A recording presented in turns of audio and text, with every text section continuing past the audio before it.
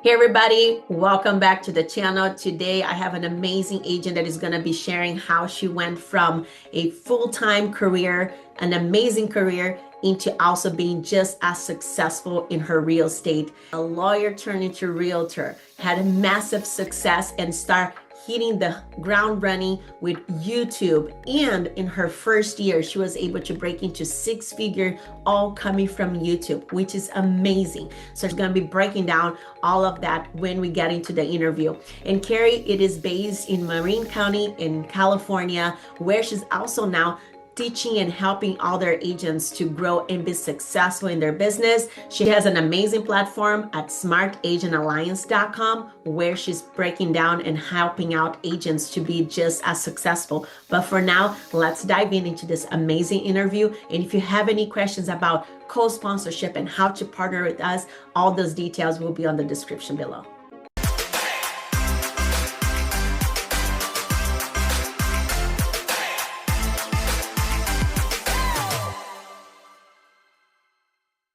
Hi everybody, as I shared in my introduction, I am so excited to have Karrie here on the channel today, just breaking down her story and sharing more how she's been so successful and growing her team at the same time. Karrie, thank you so much for being here today.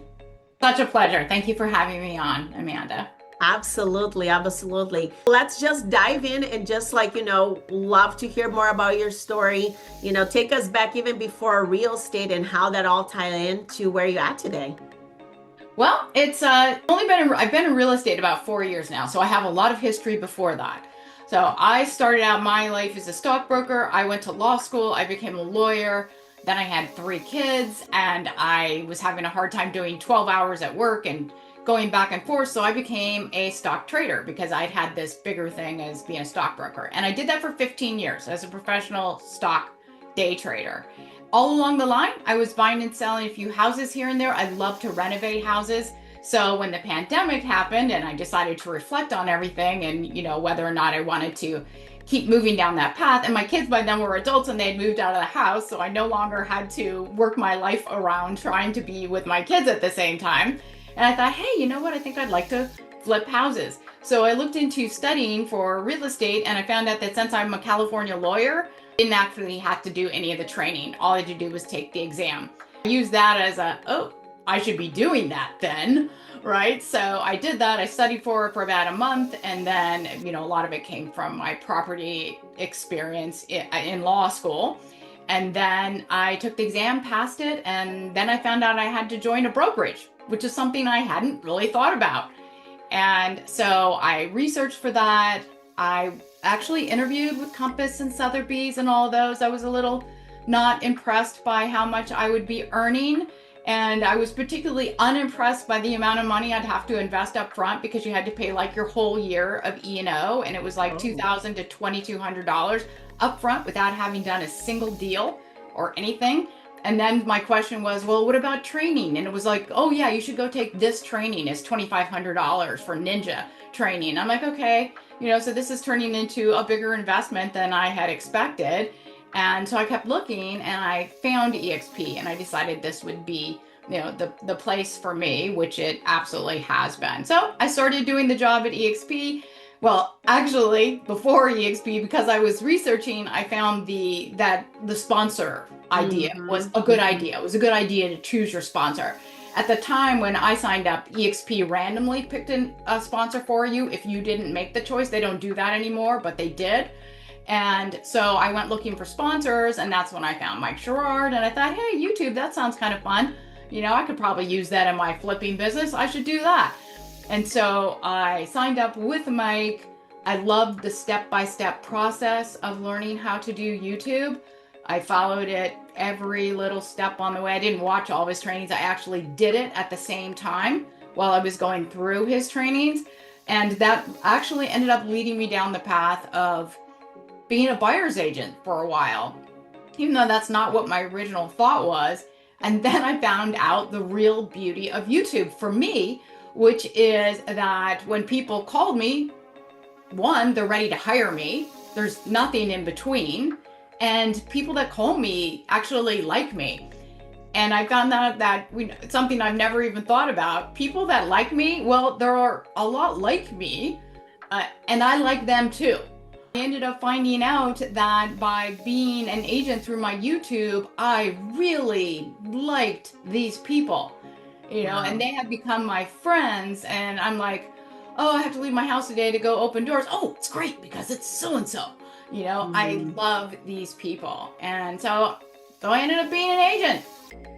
That's what Wow. happened.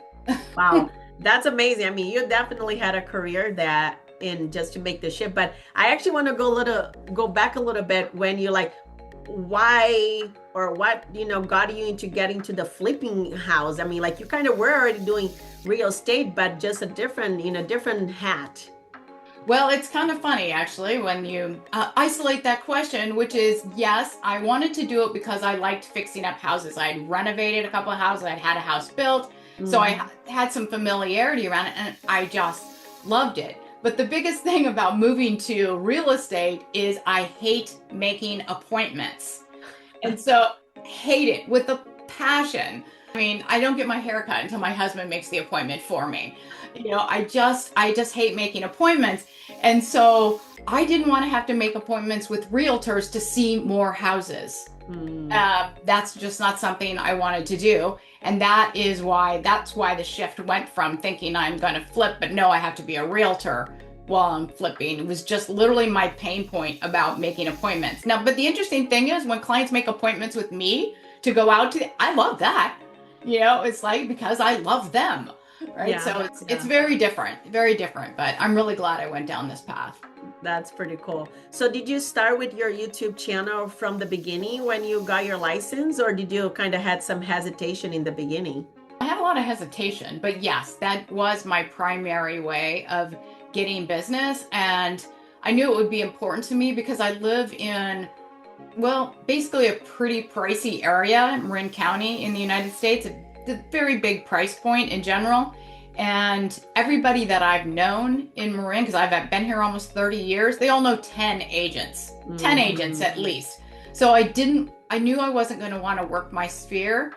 Part of it was that my biggest fear, I think a lot of parents find this, is that the biggest time for having connections with other parents, like around schools and stuff, is when the children are kind of young, like Yeah. first grade to sixth grade. Then people go off in other directions. I didn't meet any parents at my kids' high school other than the ones I already knew before I got there. And so Mhm. I had been president of our board of directors for our school. So I was president for 3 years, but it was before I decided to become an agent. I felt like it was going to be weird to reach out to people that I hadn't talked to in 10 years. I didn't want to do that. And then I, of course, knew everybody knew an agent, lots of agents. I knew lots of agents. So that's why I decided I had to do something to reach out to people who didn't know me. Mm. And because of Mike's training, I picked YouTube. YouTube was definitely my go-to, still is. The long form, I don't know why that resonated with me, but whatever it was, that's my path that I went. And I had my first lead. Did take 3 months to get my first lead, but it was a $3 million buyer. Wow, that's amazing. That's very worth it waiting for 3 months. It was. It was worth it. Yes, for sure. Wow, that's incredible. And I mean, good for you for putting yourself out there. You're like, hey, I don't want to mess with my sphere now, but there's other ways, right? And I feel like that's what real estate is all about. There's so many different ways you can go and be successful. But I think the big key here is consistency. And I think that's what you've been, through the years. So did you try anything else? Like, when you think about like, where your leads are coming from and whatnot, are they substantial just from your social media with YouTube, or do you have other tactics that you use for connecting with people and getting new leads? Well, number one is YouTube, but I do still I don't door knock or any of those things, except for when I have a listing and it's my open house for my Hmm. listing. Then I will door knock the entire neighborhood, and invite them to this house. Hey, you want to see your neighbor's house? I mean, who doesn't Yeah. want to see that? It's a real friendly door knock. People love it. Oh, yes. And most of them show up too. I mean, there's lots of people that are just interested in, I don't know, whatever that would be. But so I do a little of that. But I think that one of the biggest challenges for me has been as an agent, particularly in our group where people on our mastermind calls share such top strategies, is I will end up, viewing one of these and I'm like, oh, I need to do that. I need to do that. It's all these shiny pennies because they're so laid out and, it's so high level that I want to do other things. But as an agent, we only have so much time, so there's, so I go to the calls because I always get something out of them, even if they're about completely something that I know I'm never going to do. It's like the door knocking thing, right? I'm never going to go around and randomly knock doors, but I do a little bit of door knocking. So I find that everything that we learn is useful and something can be applied from that. But I do try to focus on YouTube. I do short form as well, but I've always done it in kind of a lazy manner, which is that I cut it up and put it on there. And now, almost 4 years in, I'm finally going to change that. I know how to do it. I just never wanted to take the time to do it. So I'm now doing that for the first time. So I can add that after all of this time. It's taken me this long to go, I know what to do on those. And now I'm actually going to do it. Yeah. Right? Yeah. So, Well, and I mean, like you found something that was, you got really good at it and, got success in it. And I do believe like sometimes you don't need to mess things up if it's working, right? Unless the next goal, it requires a new strategy or, to create more volume or whatnot. But if it's working, why mess it up, right? So like, I feel like it's always good to have maybe a second option, right? Because for whatever reason, that is not always popping. You have things coming from different directions, especially, with leads and whatnot.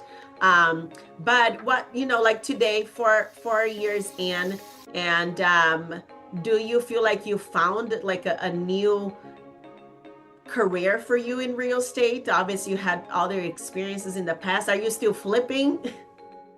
I never ended up flipping. I have too much business going on with just buyers and sellers and also growing my team within EXP that that's all I'm going to do. And I have a new granddaughter, so I want to spend a little bit of time with her a couple times a week. So, yeah, I mean, it's just different, journeys and cycles of life. So that's pretty cool. yeah. So as you shared, you are also, focusing on growing a team and doing all of that. Is most of the people that have joined you so far locally, or you're also expanding since we have the option with EXP, right, for the sponsorship? It doesn't matter where you're located, like where your team is at.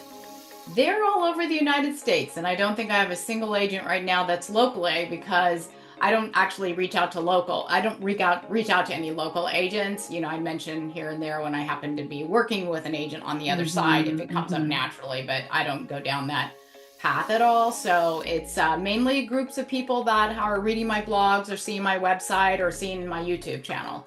So same thing, YouTube. Yeah. I was gonna go right into that. Just the power of social media. You are actually, attracting both the clients and agents for you to, to help them grow and succeed.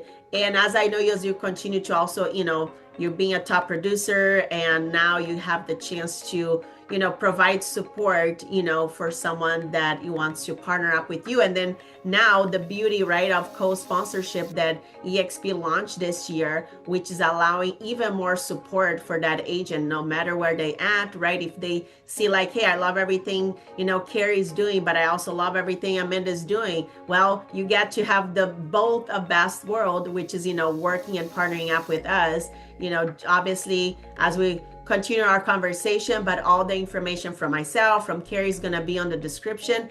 Just, reach out to us, share that you saw this video, you're very inspired with Karrie, and we'll make sure that we all connect and help you, build a plan and a strategy for your growth. But kind of touching on that, Karrie, a little bit, like what does it look like partnering up with you, when an agent reach out to you and you just, wants to work with you? For one thing, I'm really into making time valuable. Everybody only has so much time, and we all see that in our lives. We're stretched so thin across so many things. So one of the things we do for our agents is we do our own onboarding. And by the way, Amanda, I work within a team with my son. Oh, nice. And we have two different skills that we bring to our group. He is the tech guy, does everything, our tech background, everything. And I'm the content person and the producer of the team. So when somebody joins us, we do our own private onboarding, and we have an agent portal that's an app so that all of our agents can get to a number of the things that we have access to in our group, in our upline, the Wolf Pack, so that they can get there easily. And then we've really taken on supporting them for their passive income journey. We want to do as much as we can for an agent so they don't have to learn to do it and then apply it.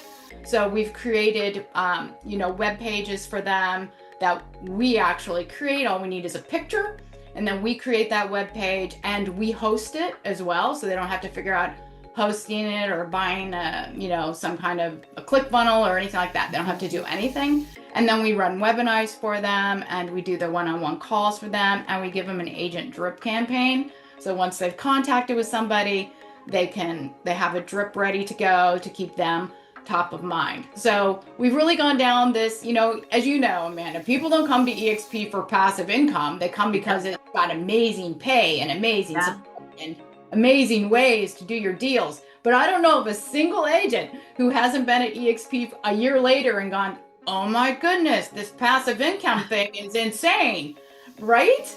And then people want to jump on it. And you and I are really fortunate because we have a super strong upline. Yep, we do. Do not have that in place.